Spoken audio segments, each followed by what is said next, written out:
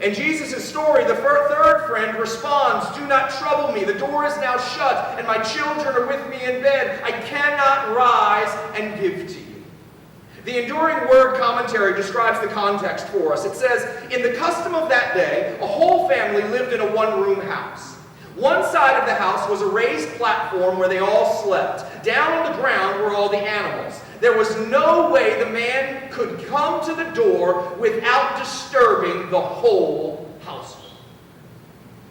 So the request was legitimate and it was necessary, but it was also inconvenient. I'm sure that as Jesus told this story, the disciples could feel the conflict for both men. For the first friend, caring for his visitor meant waking and inconveniencing the third friend. And for the third friend, meeting the need of his neighbor meant to wake and inconvenience his family. This was one of those situations, one of those conflicts that was not life-changing for anyone, but the only way for it to be resolved rightly, it would have to become an inconvenience for everyone. We are one body with many members, and when one member suffers, we all suffer, and then when one member is honored, we all are honored, which means there is no room for inconvenience in the body of Christ.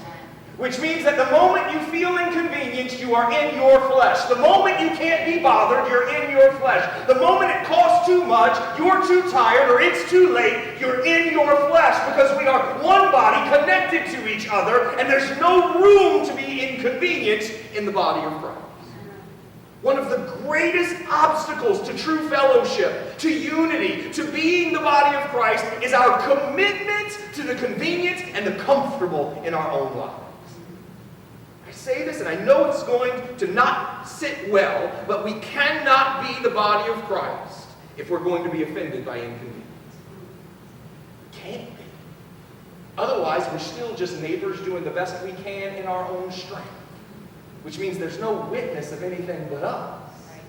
But the moment we move past our inconvenience, now there is something seen of the character of God, because we'll get to it, but the reality is, when has God ever told you he was too tired or too weary or had enough when you came to him for that thing you've come to him for 1,000 or 1,000,000 times? And he keeps saying, "Come to me, all you who are weary and heavy laden, and I will give you rest, because I'm well rested, because I'm never inconvenienced."